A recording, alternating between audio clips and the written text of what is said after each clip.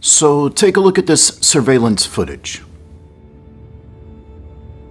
This is Sandra Birchmore, and this is the last time she was seen alive. Now watch this. See that man following behind her? That is Matthew Farwell, a former Massachusetts police officer. He spends 30 minutes in Sandra's apartment, and then he leaves.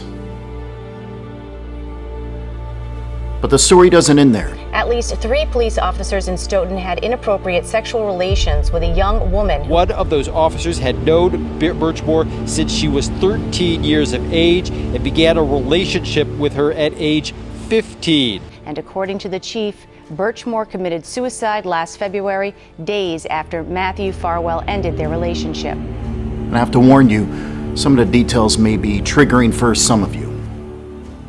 We're going to talk about some hard issues, but Sandra's voice needs to be heard. Days later, after Matthew walked out of Sandra's apartment, the 23-year-old who was pregnant at the time was found dead. It was officially ruled a suicide. But there are a lot of questions surrounding Sandra's death, and rightfully so. Farwell, the last man to see Sandra alive, was allegedly the father of her unborn child.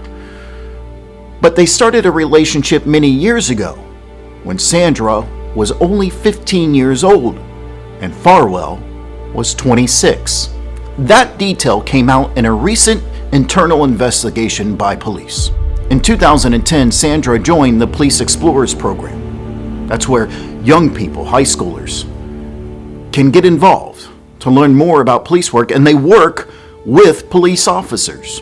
Though I can't confirm, it seems that this is where Sandra met Farwell, and she was only 13 at that time. But here's where things get crazier. Farwell was not the only man to have an inappropriate relationship with Sandra. After the internal investigation, it was discovered that his twin brother, William Farwell, also had a relationship with Sandra.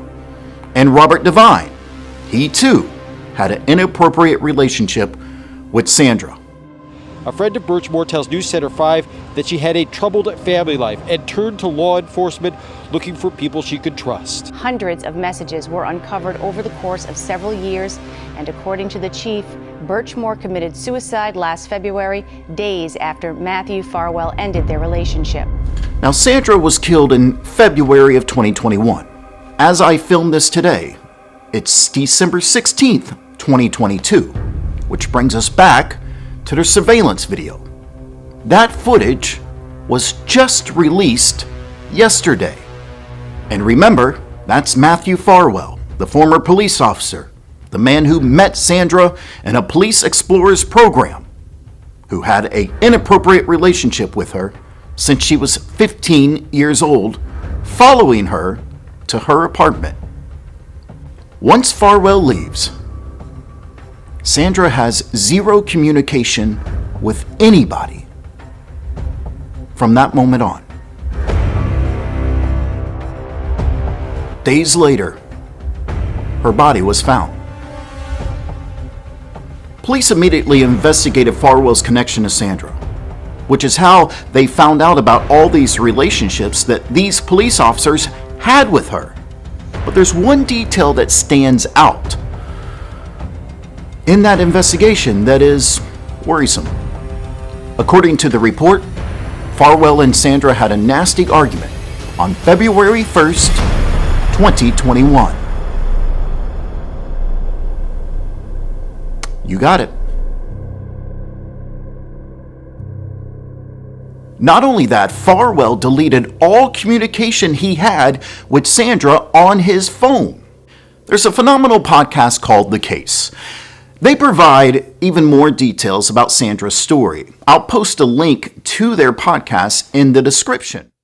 Now, the good people at The Case spoke with some of Sandra's co-workers. One co-worker reported that she spoke with Sandra about Matthew, as well as a police officer in Stoughton. Sandra told her that Matthew planned on leaving his wife and family for her. But once she got pregnant, Farwell was extremely angry. According to that co-worker, Farwell began threatening Sandra, especially about the pregnancy, telling her that if you don't take care of it, I will. The co-worker also claims that Sandra once told her that if something bad happens to me, he's to blame. Here's the sad part about Sandra's death. It's never been investigated as a murder.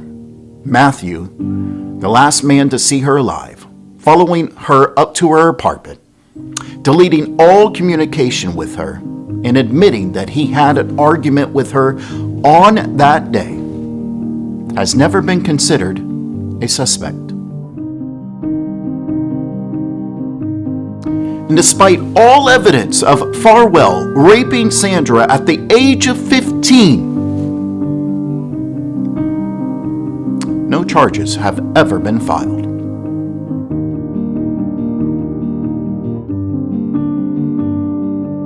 A young girl who was taken advantage of by 3 police officers can no longer speak up for herself.